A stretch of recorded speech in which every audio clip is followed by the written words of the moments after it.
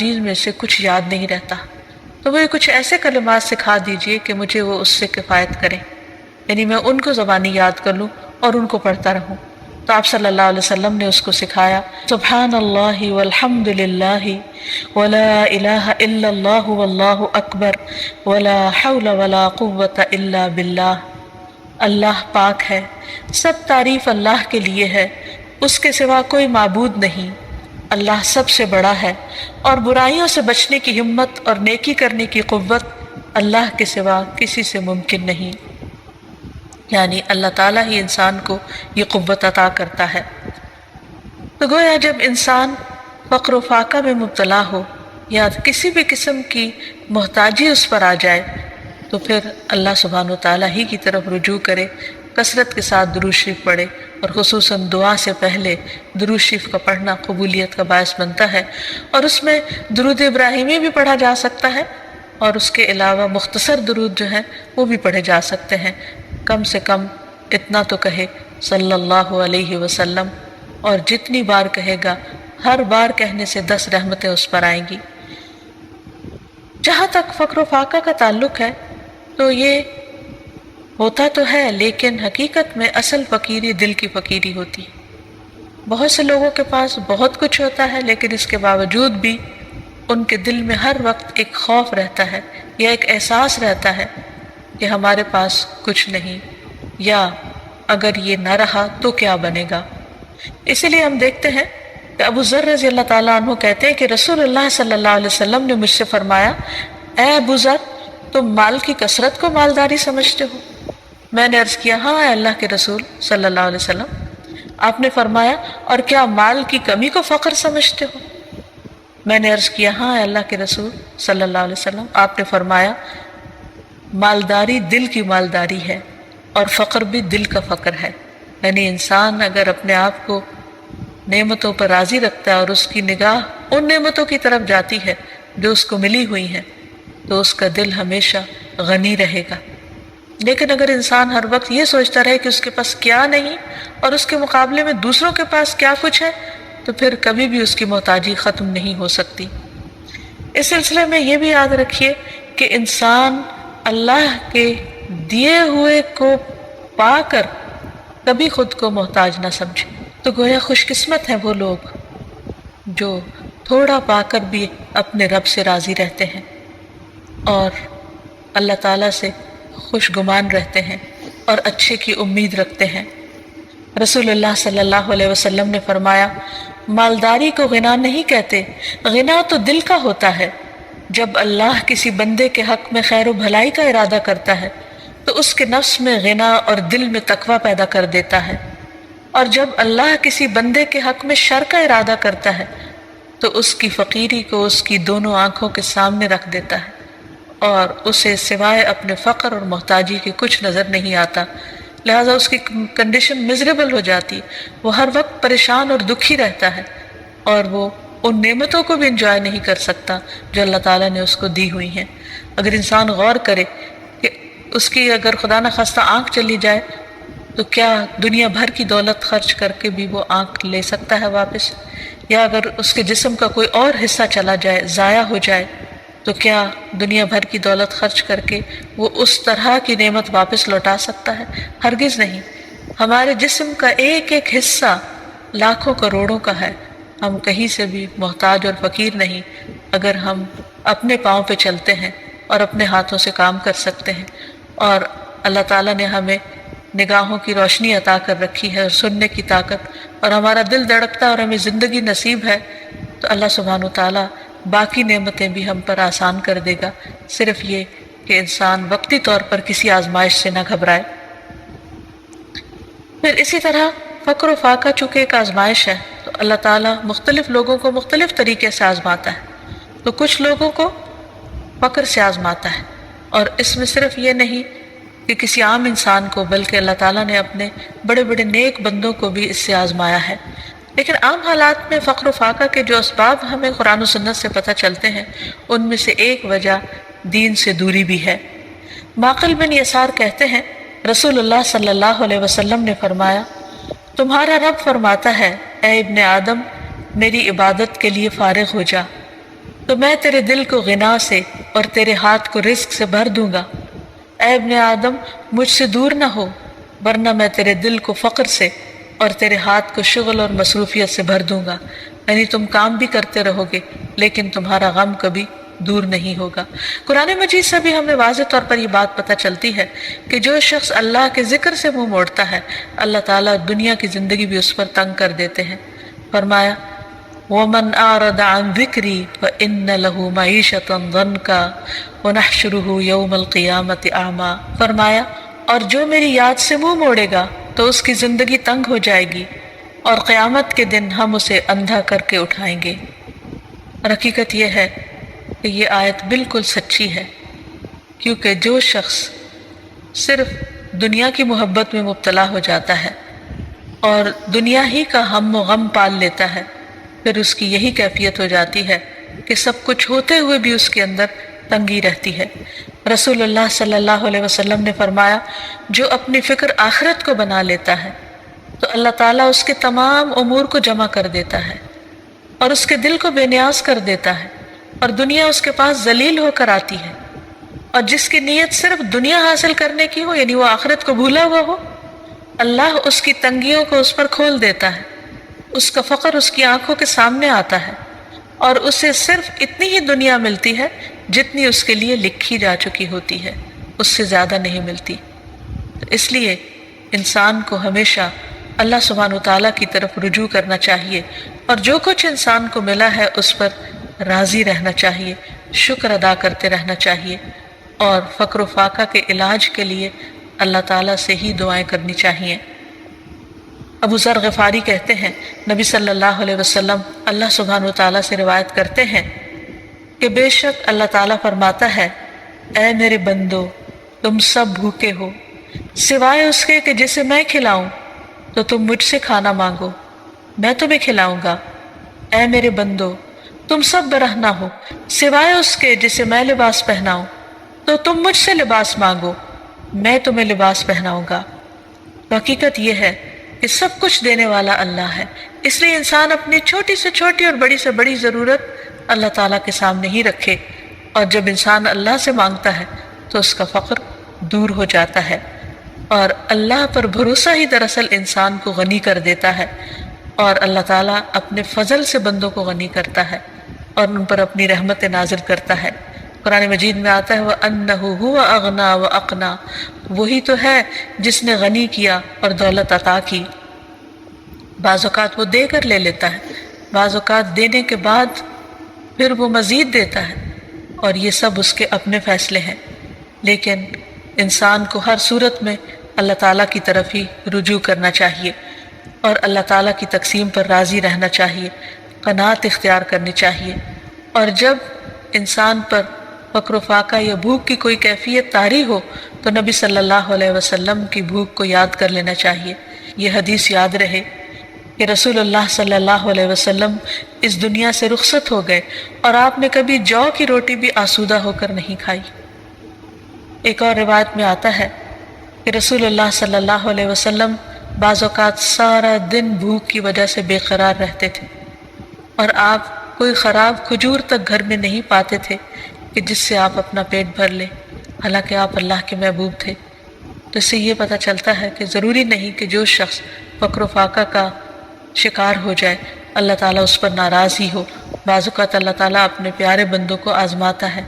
انہیں مختلف طرح کے امتحانوں میں ڈالتا ہے تاکہ انہیں اور زیادہ اپنا مقرب بنا لے۔ پھر اسی طرح انسان جب دعائیں کرے تو جو دعائیں ہمیں قرآن و سنت میں سکھائی گئی ہیں ان سے خاص طور پر اللہ تعالیٰ سے مدد مانگتا رہے، کیونکہ ساری تکلیفیں صرف اللہ ہی دور کرتا ہے۔ اللہ تعالیٰ فرماتے ہیں قُلْ أَفَرَأَيْتُم مَّا تَدْعُونَ مِن دُونِ اللَّهِ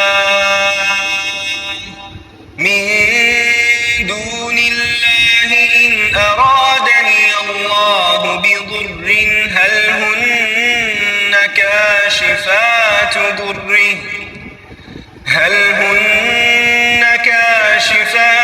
ضُرِّهِ أَوْ أَرَادَنِي بِرَحْمَةٍ هَلْ هُنَّ مُمْسِكَاتُ ممسكات رحمته قل حسبي الله عليه يتوكل المتوكلون۔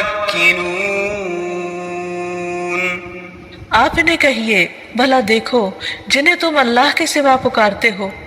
اگر مجھے کوئی تکلیف پہنچانا چاہے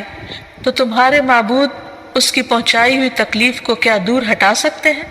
یا اگر وہ مجھ پر رحمت کرنا چاہے تو یہ اس کی رحمت کو روک سکتے ہیں؟ ان سے کہیے مجھے اللہ کافی ہے اور بھروسہ کرنے والے اسی پر بھروسہ کرتے ہیں۔ تو گویا ہر تکلیف کے معاملے میں رجوع اللہ کی طرف ہو،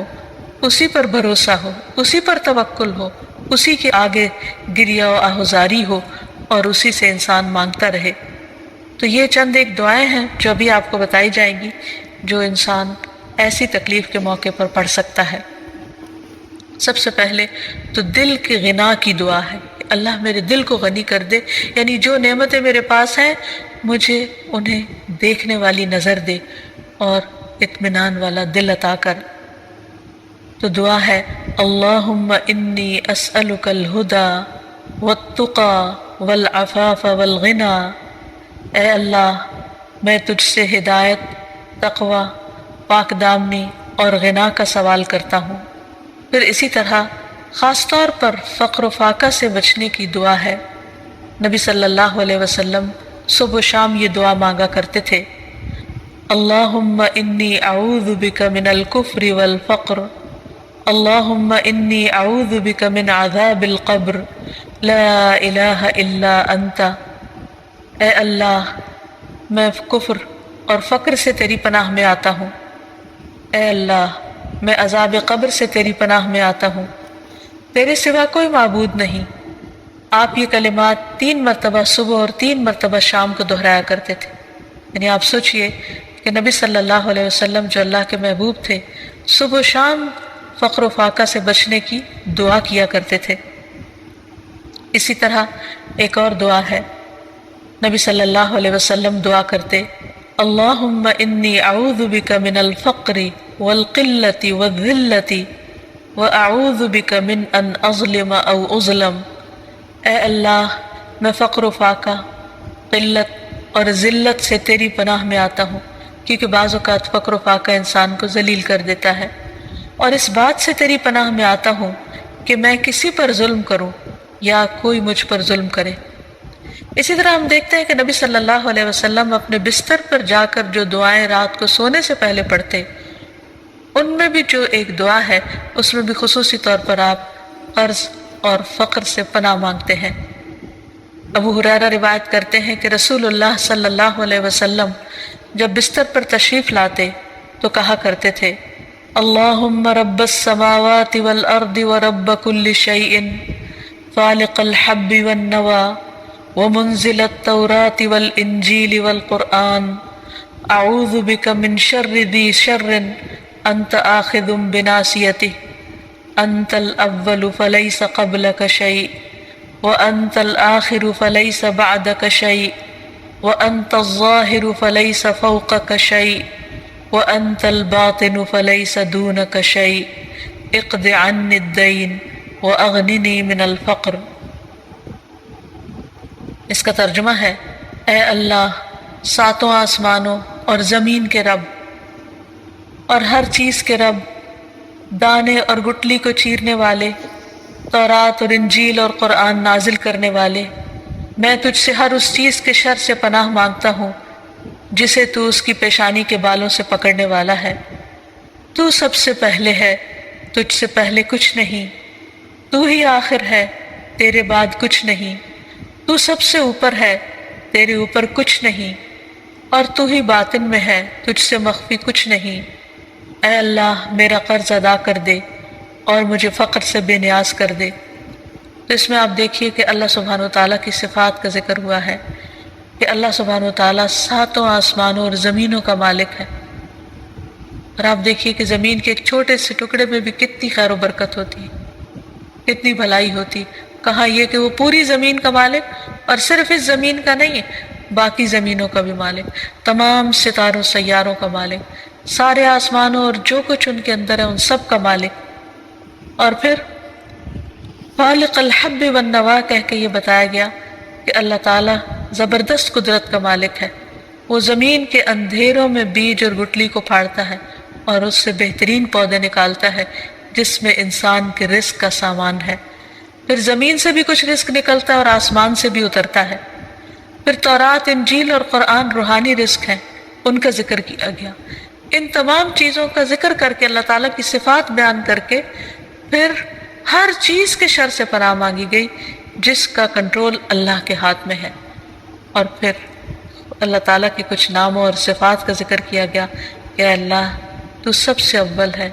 اور تو ہی سب سے آخر ہے، نہ کوئی تجھ سے پہلے ہے اور نہ کوئی تجھ سے بعد، یعنی سب چیزیں تیرے ہی کنٹرول میں ہیں. تو ہی ہر ایک کا مالک ہے اور تیرے اوپر کوئی بھی نہیں ہے، اور تو ہی ظاہر ہے اور تو ہی باطن ہے اور تجھ سے کچھ بھی چھپا ہوا نہیں. اور یہ ساری صفات ذکر کر کے آخر میں کیا فرمایا کہ تو میرا قرض ادا کر دے اور جو مجھے فقر سے بے نیاز کر دے. تو جو شخص یہ دعا مانگے گا انشاءاللہ اسے مالی مشکلات سے، پریشانی سے نجات ملے گی. پھر اسی طرح نبی صلی اللہ علیہ وسلم رات کے وقت جب بھوک کی شدت سے آپ کی آنکھ کھل جاتی اور آپ بے قرار ہوتے تو آپ یہ دعا پڑھا کرتے تھے، لا الہ الا اللہ الواحد القہار رب السماوات والارض وما بینہما العزیز الغفار. کوئی معبود برحق نہیں مگر اللہ جو اکیلا اور زبردست ہے، آسمانوں، زمین اور ان کے درمیان کی تمام چیزوں کا رب ہے، وہ غالب اور بہت بخشنے والا ہے. پھر اسی طرح انسان بھوک سے پناہ مانگے اور اللہ تعالیٰ سے خاص دعا کرے کہ انسان کو ایسی تمام اذیتوں سے نجات دے جو اس کے لیے مشکل کا باعث بنتی ہے. اللہم انی اعوذ بک من الجوع فانہ بئس الضجیع. اے اللہ میں بھوک سے تیری پناہ مانگتا ہوں، بے شک وہ بہت بری ساتھی ہے. پھر ایک اور موقع پر نبی صلی اللہ علیہ وسلم ان کلمات کے ذریعے دعا کیا کرتے تھے، اللہم انی اعوذ بک من فتنة النار وعذاب النار ومن شر الغنى والفقر. اے اللہ میں پناہ چاہتا ہوں آگ کے فتنے اور آگ کے عذاب سے اور مالداری اور ناداری کے شر سے، کیونکہ دونوں کے اندر اپنا اپنا شر ہے کہ انسان کے پاس بہت کچھ ہو تو بھی اس کے اندر بگاڑ آنے کا ڈر ہے، اور اگر کچھ نہ ہو تو فقر انسان کو کفر کے قریب کر دیتا ہے. پھر اسی طرح دیے جانے اور روکے جانے کے شر سے بچنے کی دعا سکھائی گئی. نبی صلی اللہ علیہ وسلم یہ دعا مانگا کرتے تھے، اللہم لا قابض لما بسطت ولا باسط لما قبضت ولا هادي لمن أضللت ولا مضل لمن هديت ولا معطي لما منعت ولا مانع لما أعطيت ولا مقرب لما بعدت ولا مباعد لما قربت وأعوذ بك من شر ما أعطيتنا وشر ما منعت منا. اے اللہ جو تو پھیلا دے اسے کوئی سمیٹنے والا نہیں، اور جو تو سمیٹ لے اسے پھیلانے والا کوئی نہیں.